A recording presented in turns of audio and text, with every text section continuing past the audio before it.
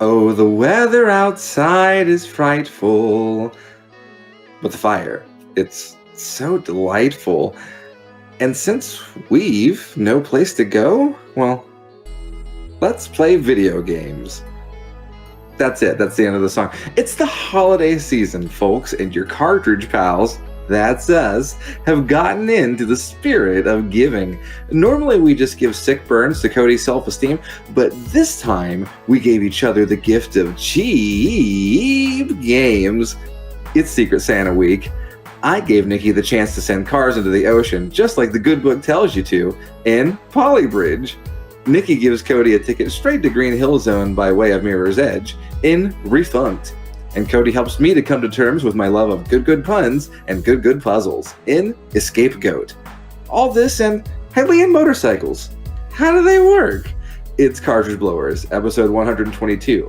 America died, and we all turned into swords.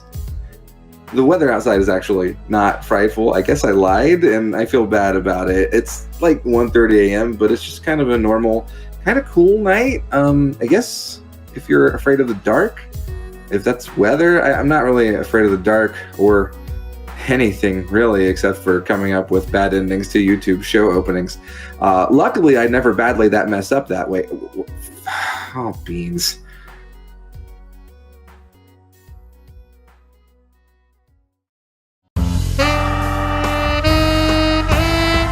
YNIN's Cartridge Blowers, starring Cody Coleman, Nikki Wright, Matt Crua, and no one else. Cartridge Blowers.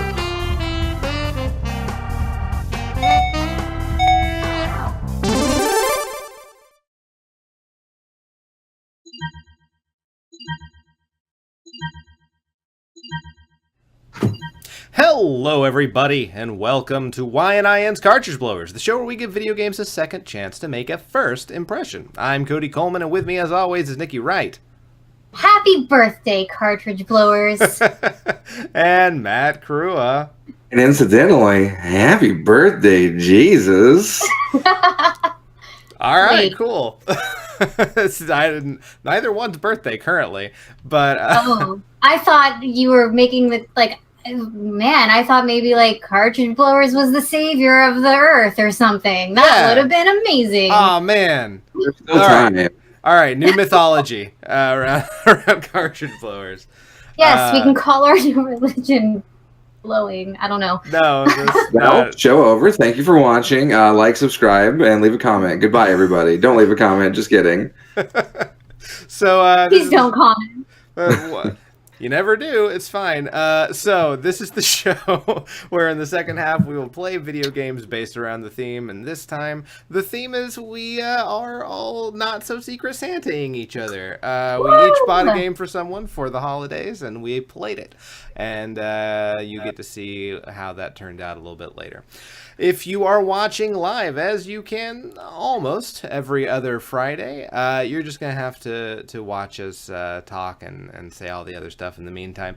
But you can subscribe to us on twitch.tv/Cartridge Blowers or youtube.com/YNINpod.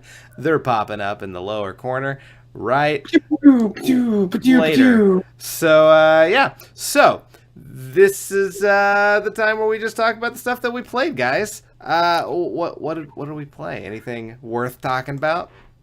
I have things to talk about. Oh my god, you're so excited. I played video games. Some good ones. I played good video games this week. Did you? What'd you play? I played... let's talk about the old and we'll talk about the new. Okay, sounds good. I played The Legend of Zelda Breath of the Wild. Sorry, what? Oh, man. Matt played some Breath of the Wilding. Oh, hey, Nikki got festive. Oh, hey, merry holidays. Yeah. Oh, yeah, I should show off my sweater. It's very fun.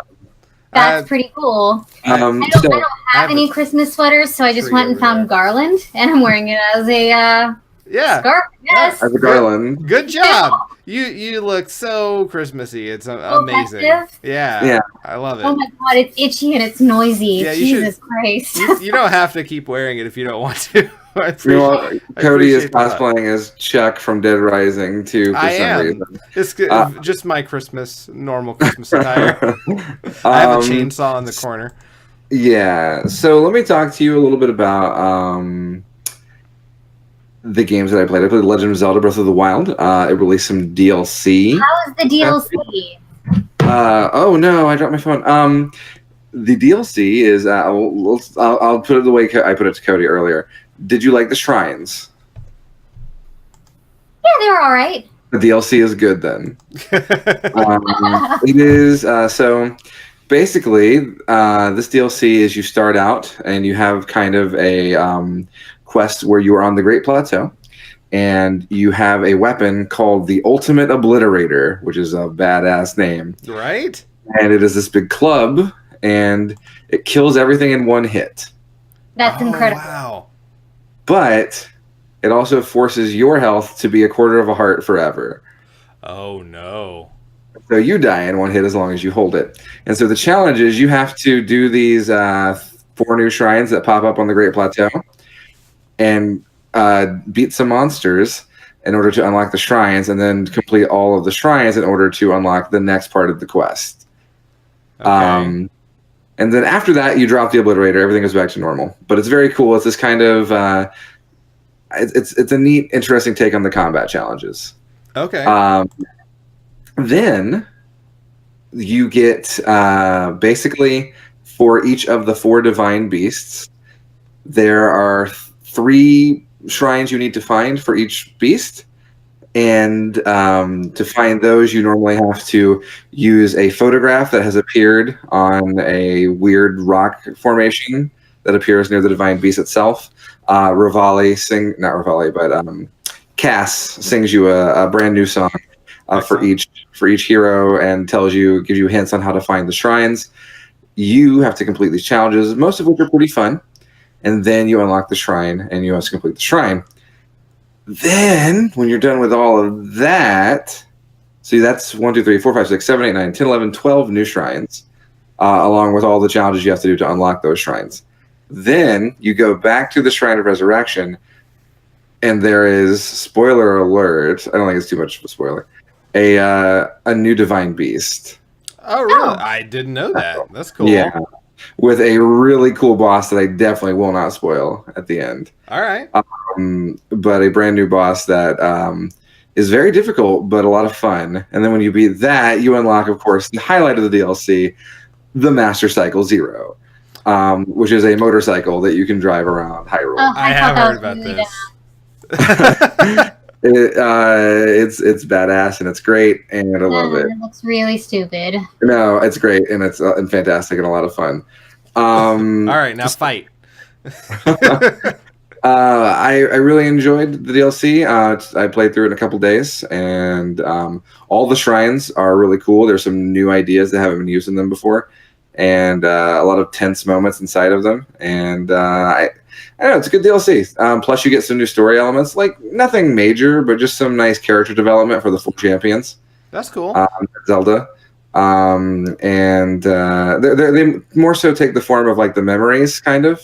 Okay. So, there's some quick shortcut scenes. But it's a fun DLC. It's if you've got the season pass already, definitely play it. So how do you get into it? Is it like a menu option? Or does the stuff appear after a certain point in the game, or like how would you go about playing the DLC once you've downloaded it? So it shows up as a quest. Okay. And then you have to go to the area to activate the quest. Okay. And so it's completely optional.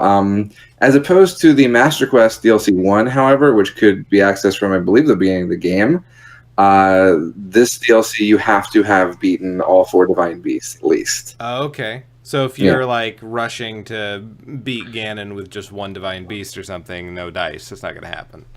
Yeah. Okay. So I should also mention, I'm sorry, after you beat the 3 shrines per Divine Beast, you also get a refight with the boss of each Divine Beast, but it's more difficult, and you're given a specific item set for each boss, and they have new attacks. Oh, a specific item set. Yeah, you're forced into whatever item set Link fought with against them 100 years ago, and it's fun. It's a cool challenge.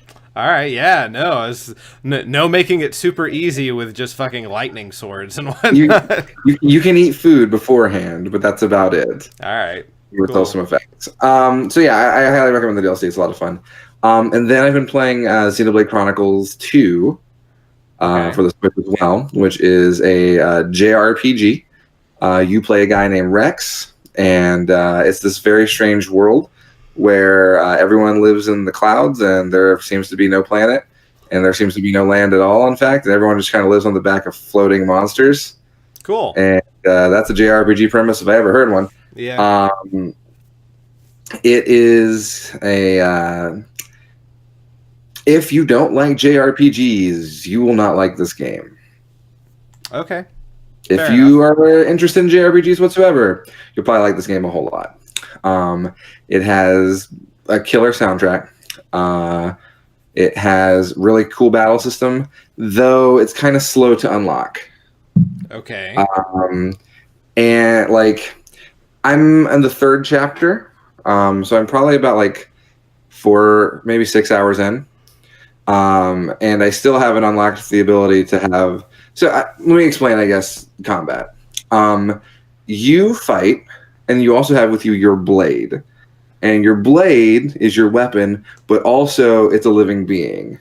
Yeah. You talked last time. You talked about this. It was sword people. They're sword people. Your sword buddies. Right. And during battle, you can also... and so every time you hit, you can do like time button presses, kind of like in Mario RPG. Okay, cool. And to build up a combo meter to allow you to do special moves. And then if you do enough special moves, you build up another meter, which allows you to do like super duper moves. And then you can combine those with the specials and supers from your other 2 party members who also have their own sword buddies. And you're combining elements during the middle of battle and timing them at certain times in order to create certain effects. And it's oddly very complicated, but very easy to master, I think. Okay. So, you're kind of just building and building and building and building up until you finally get to some kind of cool super duper special attack. And yet I haven't unlocked everything because you can have 3 different blades you can switch between, and I've only unlocked 2 slots, despite the fact that I have like 8 different blades. So interesting. Yeah. So there's still more to see in this game. The voice acting I find pretty good. A lot of people don't like it. Okay. I like it kind of keeps Xenoblade 1's everyone is British voice acting. And so they have a bunch of British British, Irish, and Welsh voice actors. And the Welsh ones are pretty fun. And meanwhile, I feel like anytime something from Japan is dubbed, like everyone has a conniption about it. So yeah, that is correct. Yeah, there's a Japanese voice pack you can download. I didn't because come on. But I do like the fact that every person in the world seems to be vaguely British, but all the blades are American. Really? So, I guess America died and we all turned into swords. Oh well, living the dream. Living the sword dream specifically. Yeah, it's very anime in a lot of ways, but the world is very lush and fun to explore, despite a very frustrating minimap. And I like the battle system a lot, and I really like the progression system. This is the last thing I'll talk about in this game. So you go through the main story, and then there's hundreds of side quests to do at any given time. And you can do as many of those as you want. And when you do side quests, of course, you get gold and rewards and experience. You have the option, basically, you get that experience, it doesn't go into your character. It goes into this kind of side experience bank. Okay. And then, whenever you go sleep, then you have the option of taking any or all of that experience. And so you choose how strong your character is, which can kind of allows you to stop yourself from becoming too powerful and cakewalking through the game. Okay. It works as kind of an adjustable difficulty, and I like it a lot because That's I an don't. interesting concept. Yeah, I don't want to make myself feel too powerful, so I'm just steamrolling everything. But I also don't want to be too weak, so I can just kind of say, all right, I'll let this guy go up 2 levels when I take a nap, and instead of the 18 I have banked, and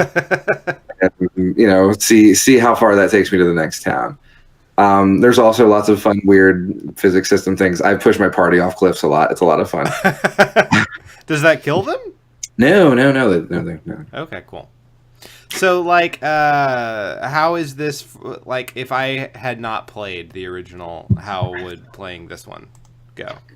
I mean, they're not connected at Okay. all. So it's like Final Fantasy where they share, like, a world. Yeah. Okay. They don't even share a world. They just share vague thematic connections. Yeah. Cool. Well, that's good. But that's what I've been playing this week. Right on. Nikki, you play anything? No. All right. Well, I'm sorry. Cool. Ew. Yeah, I haven't played much. Played mostly Mario Odyssey, trying to get all the moons, and Stardew Valley. I am 605 moons into Mario Odyssey, which is all of the moons possible from Cascade Kingdom to Metro Kingdom. And that's a lot of fun. And I am halfway through fall in Stardew Valley. I just bought my first coop. I'm real excited. Gonna get myself some chickens. Nice. That's, there's not a lot to talk about in that game. It's just a lot of fun. And that's really it. Yeah. I'm really glad that game got the notoriety, or is getting the notoriety that it is. Yeah, me too. It's real chill. It's a real calming game. When you get into the mines, it can start getting a little stressful because you're like, I need to go 2 more levels in order to bank an elevator spot to be able to come back here. But I also am gonna die if I get hit by 2 more slimes. So it's you got to judge there. But beyond that, it doesn't really get too terribly bad. Like, you can always say, all right, I'll just do this in the next day. I'll go to sleep, save my game, and then wake up and do it. And it's real easy that way. Yeah. It's tough to be such a chill bedtime game when it has that very clear just one more day factor. Yeah, absolutely, because time goes by pretty quick, so you won't do everything in one day that you want necessarily, but at the same time, so that in and of itself makes it compelling to just say just one more day. But then you still won't do everything you wanted to do in that day. You're like, just one more day. Because you can't save the game unless you go to sleep. So, and you don't want to go to sleep at 2 in the afternoon because I'm not 90. So, yeah. So you have to at least stay up till the evening. So you're kind of saying, all right, I'm going to do one more day, but that's going to give me at least another 10, 15 minutes worth of playtime. So, So, yeah. But that's really it. That's all I've been doing. Just a very small amount of stuff to talk about in the new crap. So let's just move on to that.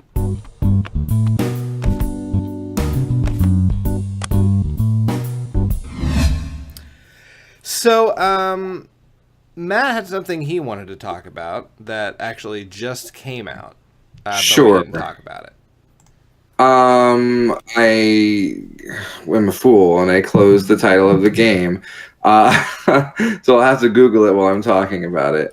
But a long time ago on this show, I talked about a kind of indie game called To the Moon. Yeah.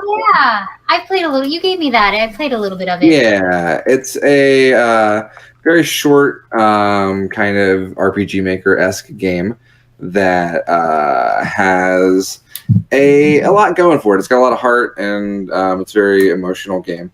And I really liked it. And the sequel came out yesterday that the guy had been working on for 4 years. And it's called Finding Paradise. Okay. And it picks up where the last game left off. I haven't gotten a chance to play it yet, but I'm looking forward to giving it a shot. So I just want to kind of give that one a shout out. Awesome. Yeah, you've always talked about To the Moon. Yeah, really good. We all have it, just haven't gotten around to playing it yet, but I would like to. It looks good. So yeah. Cool.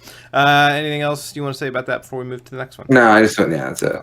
So when this comes out, this show should be coming out on the 21st, I believe, and the day before this releases. So this should be out for those of you watching this after recording.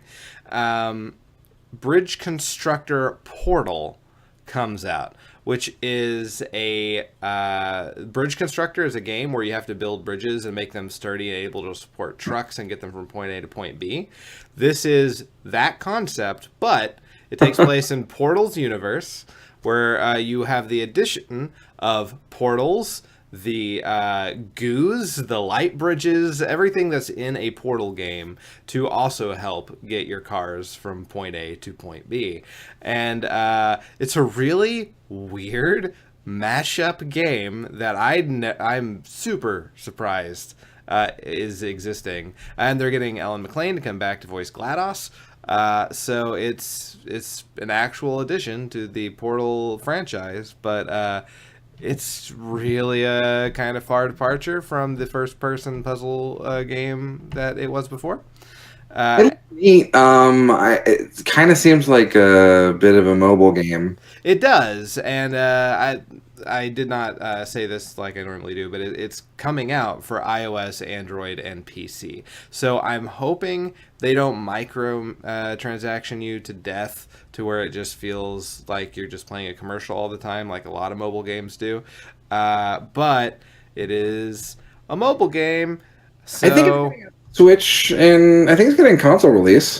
Is it? Well, it may not be coming out on the same day. Okay. But you're at least going to get Android, iOS, and PC on the 20th. So yeah. I would like to play it. I really like the Portal games. Portal 2 is one of my favorite games of all time. So I'm excited, but at the same time, really seems fucking weird. So we'll see. I'll play it and then let you know. I do not believe it's... I'm sorry? Portal's making like kind of a big comeback. Yeah. And I think maybe they'll make a Portal 3. Hope so. That'd be great. Of Mario 64, that's Mario 64 with portals. I did. I have not played it yet, but I would like to. I did download it before Nintendo makes people delete it. So yeah. So yeah, that's something to look forward to. I do not believe it's free, so maybe that will aid in it not having that whole microtransaction you to death element. We'll see. And that's really it. So why don't we get into playing the games we got each other?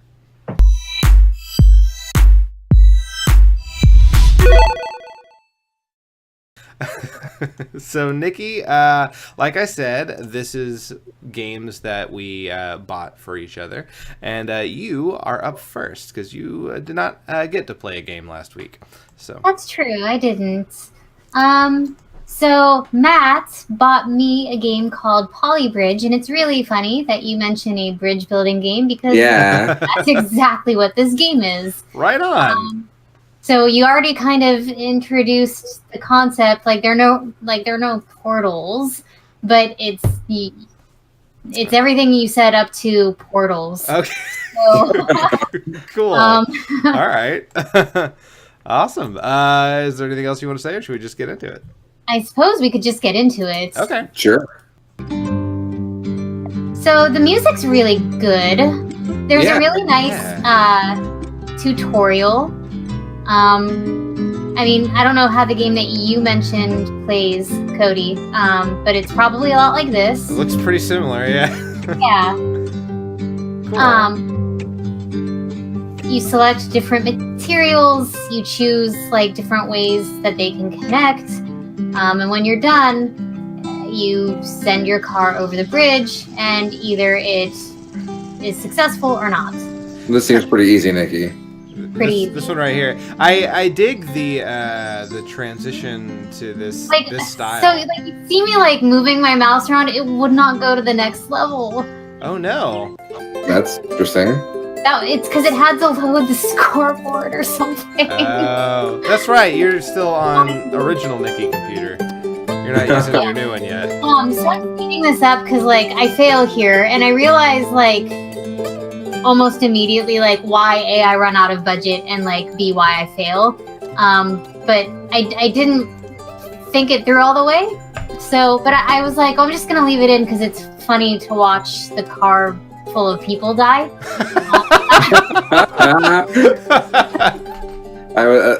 Honestly, I was really hoping this is where Nikki was going to take this game immediately.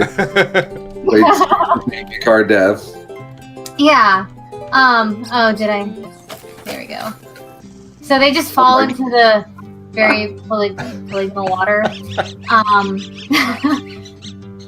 And, like, I don't know. I like the idea of, like, killing the people, but I was like, I should maybe play the game. Wow, Nikki. You can't say that on the internet. Yeah, you can. It's not going to be a show title. If our president can accuse someone of exchanging sexual favors for votes, I can talk about fictional people dying. True enough. Fair enough. So, all right, so you. Like I said, I realized fairly quickly what my error was, and I fix it, and I'm able to go over the bridge without a problem. Look at that. Yeah. You should be a bridge builder, Nikki. That should be your new profession. Boy. I would build the worst bridges. Real people would die. So wait, can you just build road? Is that what that says? Yeah, so the first little material that you have to work with is road. The next is wood. Okay. And I suppose wood is what reinforces the road, which I guess makes sense. I guess. Yeah. You should switch up the parts that you build out of road and the parts you build out of wood. I bet you'd have a very different experience. Oh, you would. You absolutely would. You'd go over budget immediately. Because I guess wood is really expensive, guys. Okay.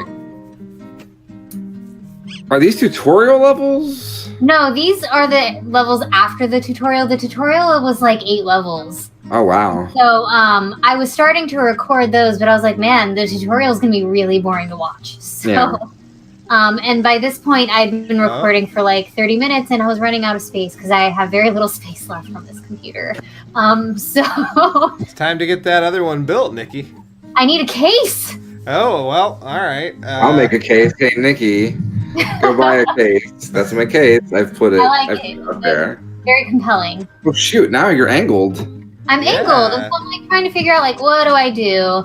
I could make, like, a bendy road. Whoa. Ooh. This seems bad. Yeah, that was a bad idea. But I end up opting not to do that, mostly because I forgot how to implement it from the tutorial. So honestly, I thought I had built it because that's why I went right for the wood material. And I was really confused about like why I couldn't use wood. And I was like, what's going on? And then, eventually I noticed, oh, hey, wood is selected. So let's build the road. This is a very calm soundtrack. Yeah, the soundtrack is great. I dig it. Oh. Yeah, that's not what I wanted. Apparently I wasn't at the right angle, so we're rebuilding. All Can you right. make him plow under the wall? Yeah. Holy shit, can you? You probably could. No, you can't because you have to complete the bridge first before it lets you play. Okay. And, yeah, otherwise you can't just send them off in a completed bridge, which would have made the game way better. Just make him keep driving at an upward angle forever. Forever, yeah. I would have loved the hell out of that. Roller coaster bridge. Yeah. Dude. You're playing this game incorrectly. I am. By that I mean you're playing it correctly. Right. It's not the prettiest looking bridge, but it gets the job done. Look at that. I kind of dig the style once it leaves 2D mode. I like that. Oh, style. Game son. I sped this up because I started, and I didn't realize it right away, but I started building the bridge entirely out of wood. Well, there you go. You did what I told you to do. Right. Oh, but minus the before road. I finished it, I sort of ran over budgets, and I don't know, I was having a difficult time, like, connecting the little wood pieces toward the end.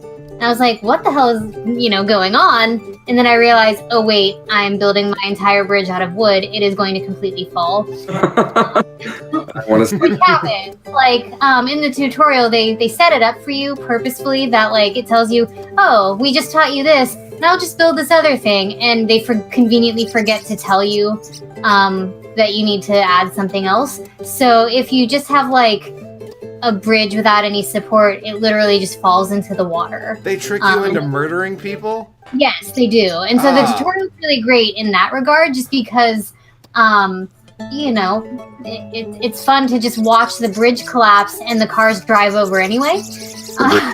What a dark game now. All of a sudden. Yeah. There you go. Yeah, so, I'm going to get it this time. I'm going to build the bridge. But you can build it in the ocean down there. Just do that. I could have. But I didn't because I took my government job as city bridge builder very seriously. And people were not going to die on purpose on my watch. Nikki, quit building a bridge to somewhere. It needs to end in death. Yeah. Jeez, don't give this girl Roller Coaster Tycoon. She's just going to make really fun, normal roller coasters. No, I'd probably do a mix of both. I'd probably create the euthanasia coaster first. Which, that sounds like a joke, listener, but look it up. That's a legit thing. Yeah. That error message kept popping up, and I don't really know why, because I wasn't doing anything differently. Interesting. This looks like a badly built bridge. It's a terribly built bridge. Listen, I only got an AA in bridge building. Apparently you need a master's, but hey, this town knew what they were signing up for when they bought me. When they bought you. Oh my. Oh, this town only pays for lifetime engagements, so...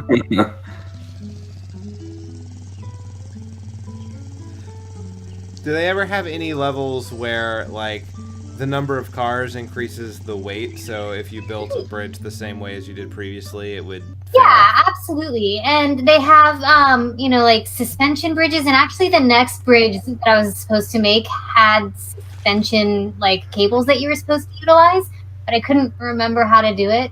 And by that point, I'd already been recording for, like, another 20 minutes. So I decided to end it there. They do have a way to build, like, a double-decker bridge. So you can have, like, cars going over the top and the bottom. Okay. And they have some other cool things that you can do that, unfortunately I'm not able to showcase in this video. But it is a really clever, like, they take into account a lot of, like, physical or different physics. So, that's cool. Yeah, it was really cool. Excellent. I'll probably try to play it more when I have a computer that isn't complete. That makes... Yeah, no, So, maybe a good decision. But yeah, no, I mean, I really liked it. I'd like to see it more with, higher resolution graphics. Like I said before the show, I had to turn everything off. Like, there's anti-aliasing, there's shadows, there's water textures. You don't see that because my toaster oven cannot run it. So. Yeah. You guys now know why Nikki always plays games that don't have graphics any better than the Super Nintendo era, because her computer can't do Bridge Constructor or Polybridge. Right? And, like, I have it on high performance and everything. It's just, like, it's hamsters and duct tape. Yeah. All right. So, anything else you would like to say before we move on? No, thank you, Matt. It was really fun. Glad you liked it. Yeah. Okay, so I suppose I'm up next, and I played a game that Nikki purchased for me called Refunct. which is a first-person platform game, and the whole point of this game is to be real relaxing, and it is maybe the most chill game I've ever played, if not the most, one of the most. It is a game that never once felt stressful, and at the same time I wanted to play through in its entirety, and really enjoyed it. And there's little elements of it that I cut out, mostly the story elements, because I don't want to spoil anything, because I think it will not have the same impact if you do go out and play it if you've already seen it before. So I did that. But this game is fun. I will say that if you purchase it, I was able to 100% the game in 30 minutes. So it is a very short game. I feel it's worth it. So let's... It was not. It was like $3. Yeah. So That's about $3 worth of gameplay time. yeah, absolutely. Not bad. So, I would give you more information about it, but I want to look it up, and the only kind of Wikipedia article I could find was a French Wikipedia article that just basically said what I just told you. So, let's just get right into it.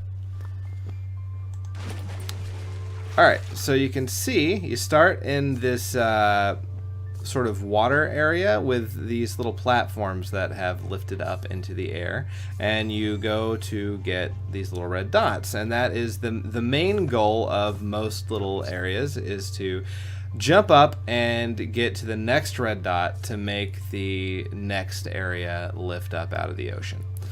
So at first, it is a very basic platform game where all you do is walk around and jump.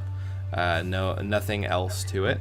But then you do, as you progress, get like launching platforms and wall jumping and stuff like that. So I don't know if this is actually necessary that you make every single platform green, but I felt compelled to do it anyway.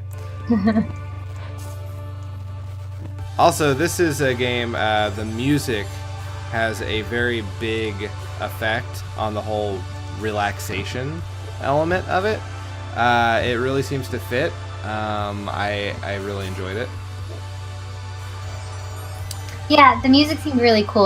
When I was looking for a game for you, I was deciding between this one and another one, and I was like, well, what does the music sound like in both games? And so I went on YouTube and found the soundtracks for both. Oh, cool. Yeah. And I liked this one better. And I also just liked the reviews that it got. Someone said that this was, quote, literally a virtual stress ball. And I was like, this sounds Agreed. right up my alley. Absolutely. Yeah.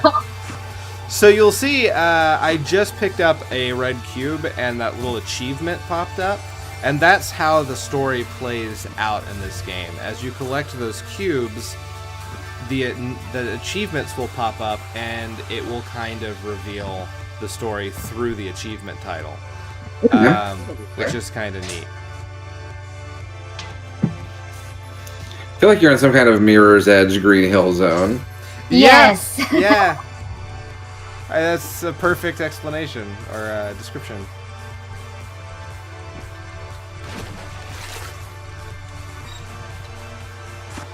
And then you go through the Mario X Rabbids pipes, and you're good to go. I still haven't played that game, man. Oh, what? I need to get it. I really would like to play it once Mario proper is no longer something I'm playing.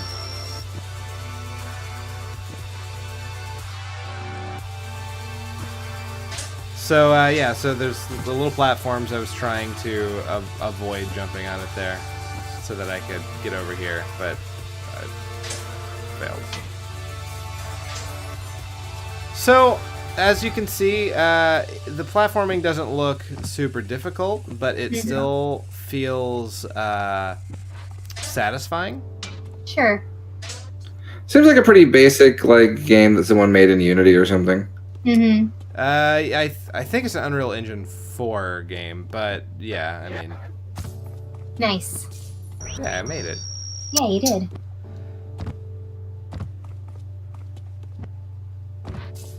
And, So do you get, proceed? maybe you said this already, but do you get anything like an achievement or something for turning all of the white squares green? I honestly, I don't know. If like, I got most of the achievements in the game, but I also felt compelled to turn every white square green. So I don't know if there would have been a difference if I hadn't just decided to do that anyway. Sure. You know, I was thinking, like, watching this game, I was like, oh, okay, so the water is death, right? But you can just jump in and swim. You can, yeah. Okay. Yeah, if you hadn't figured that out on your own when playing it, there is one part that kind of forces you into the water Sure. to show you that you can swim. Though, that is never, like, there isn't anything under the water that you need to do. Everything that you need to do is all above the water. I swim around in this little area. That was the part that forces you into the water. Just to see if there was anything that needs to be achieved underneath the surface of the water. But there's not. It's all the stuff that raises up. Is this still the first level? There is only one level. Oh, interesting. Yeah. You just basically keep building this world until it's done. So I cut ahead here. This is where I learn about wall jumping. Oh, nice. Oh, this is neat. Yeah. So the wall jumping, I have not quite figured it out just yet, but you jump in whatever angle you're pointed at. So right here is where I realize I have to turn around mid-jump to be able to get up to the top. That's pretty here, cool. which was kind of neat. And that thing isn't just a mistake. There are some puzzles that you have to, like right here, you have to use the ability to jump off at angles to get up to the top. And we get into the end of this video pretty soon, I believe. There is really only one part that I felt to be horribly, just really difficult to figure out. And that I actually did after I had beaten the game because I wanted to 100% it.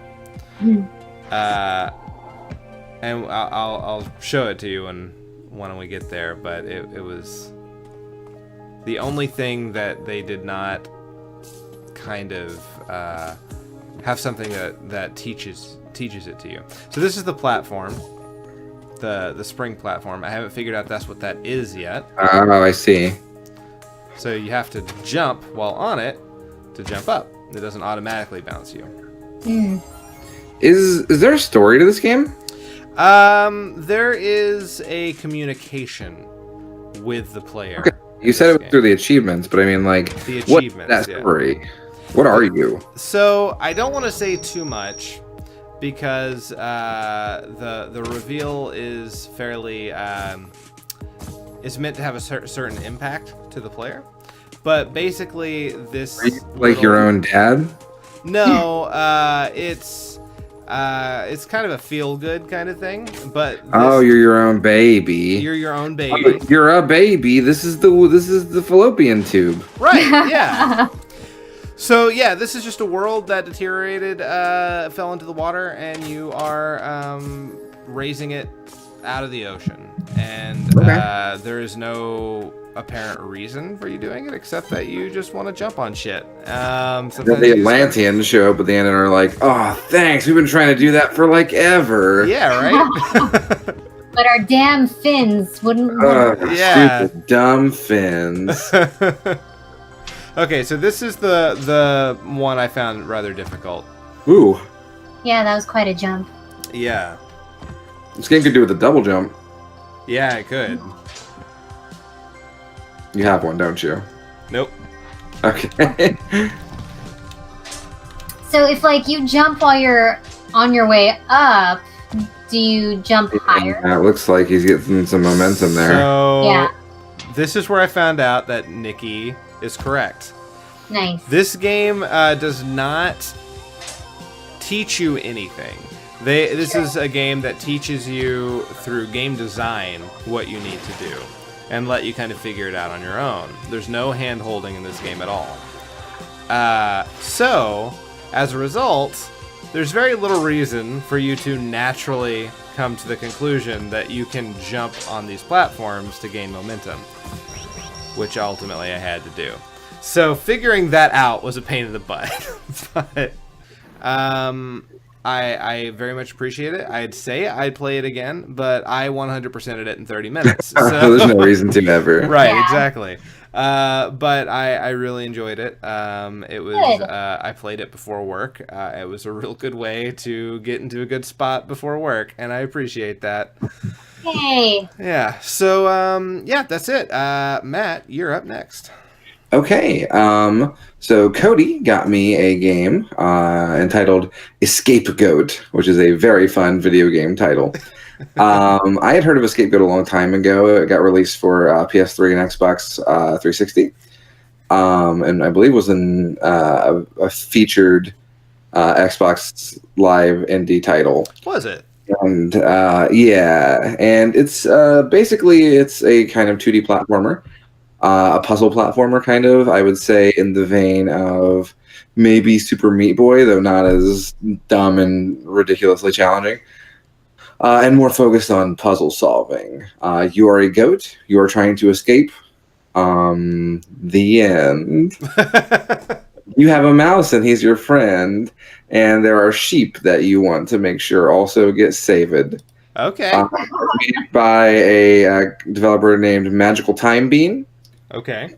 Reviewer John Walker said it was short but enjoyable. One funny thing I found out was that I own Escapegoat 2 on Steam. Oh. And have since 2015. Cody gifted me the prequel to a game I own and have never played. Okay. So, well, now you know if you should bother with the sequel.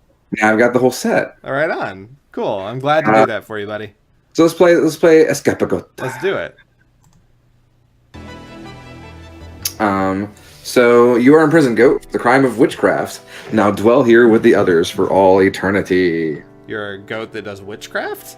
Well, yes. Oh, okay. I am the witch goat. So the prison of Venus, Look at you. and this is pretty much what you'll see for the entire game. I don't think there's anything in this game that couldn't really be done on the NES. Okay. Every time you get in front of one of these stones, it'll kind of give you hints for the game. Here we're in a tutorial level. It's just telling me I can double jump or hold A to jump longer. It's got pretty simple controls, and it specifically tells you to, you know, if you want to have a good time, use an Xbox 360 controller. Well, I think that it should be most games. Yes. And like so that you're morphing just kind level. of progressing through different rooms, and it's pretty straightforward. I'm just kind of going back and forth here and pressing buttons. Man, do like all the levels have a button that morph the stage like this? Not always. They all have different gimmicks, actually, which is one of the neat things about it. And so this one is kind of moving all these blocks around. For the most part here at the beginning, you're going to see that there's no really dangerous gimmicks, and I can pretty much just find my way through a level in the first shot. And here's my button.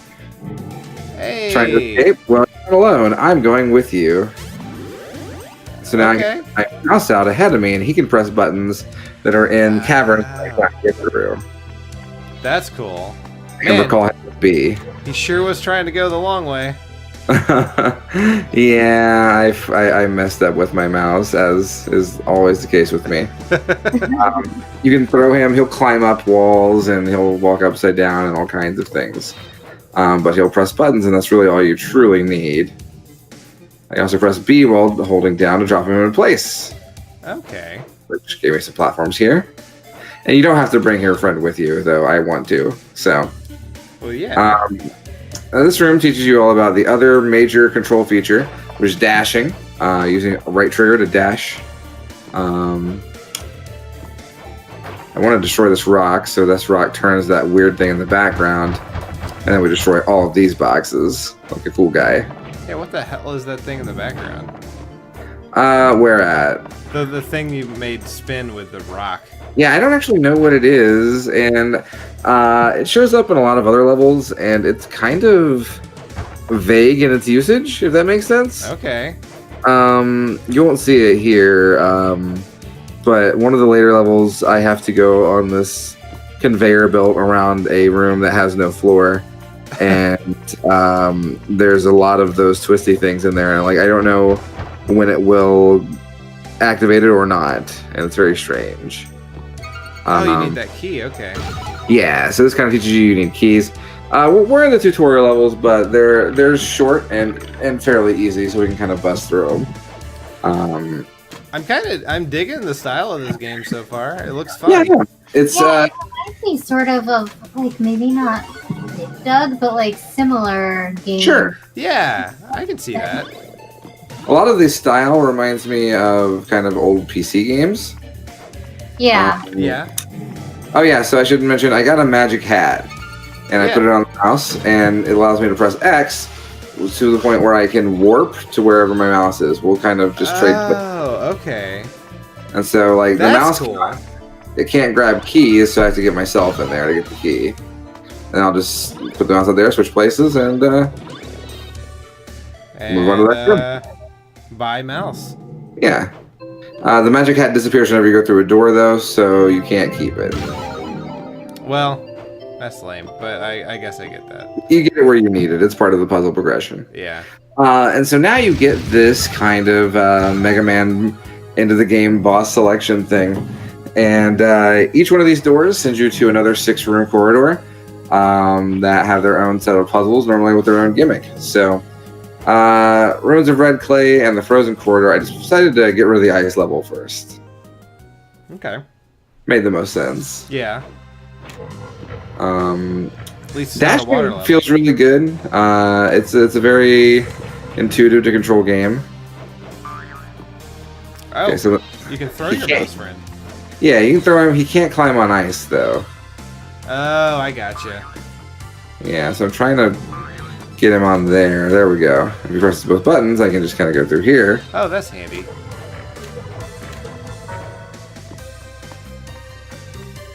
I don't know why I sent him. That was foolish.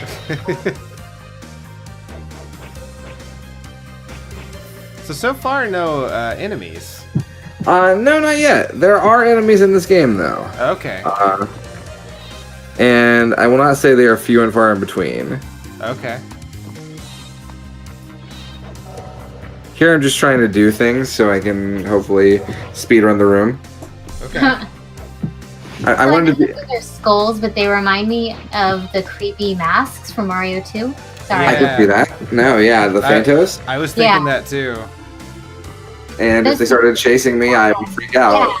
Yeah. They gave me nightmares as a child. So we got the magic hat, and so now we can teleport in this level as well. Because I can't get back up there, so we're going to have to throw our little mouse buddy. No. We got to make sure he hits the correct wall, because he can't go up or down ice. So we can trade places, and we can get through the door, and we're done with this level. Room 3. This one's a fun room. There's a conveyor belt at the bottom that's kind of keeping me in. Oh. Dead. Yeah, so when you die, you restart a room immediately. It's very forgiving. So I knew not to push that button. It seemed pretty bad. And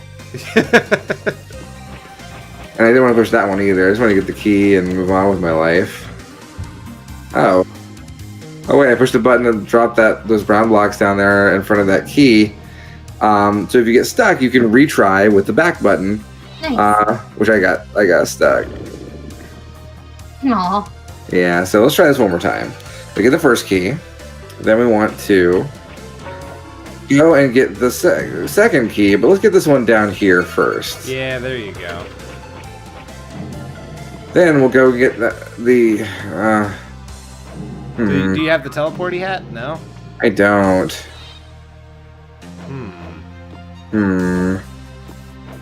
Well, throw the mouse. Maybe that'll get it. Oh, no, there's ice. It's gonna... Okay. Bye, cruel world. Oh, you made yourself dead again. Yeah, so let's try this again. But change the order up a little bit. Let's go up top first. And let's just not press any buttons. Oh. Hey. That's a good plan. Yeah. There Buttons you go. kind of seem to be screwing me over in this level. Cool.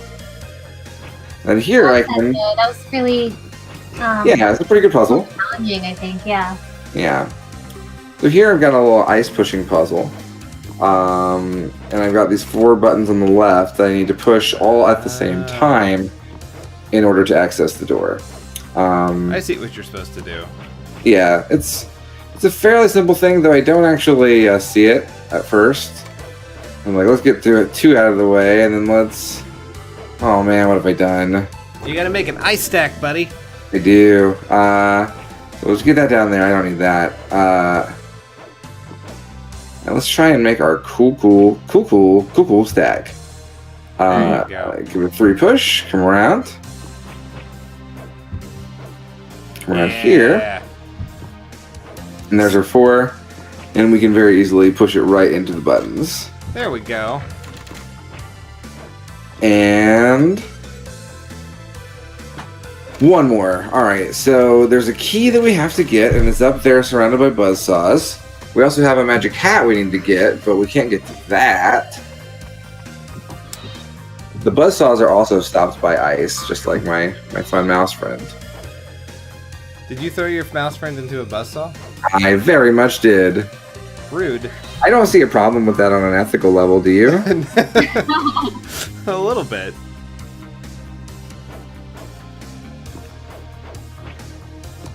I just cannot reach that magic hat, so I'm not really sure exactly what to do to get up to that hat. So I restart. I don't really know why.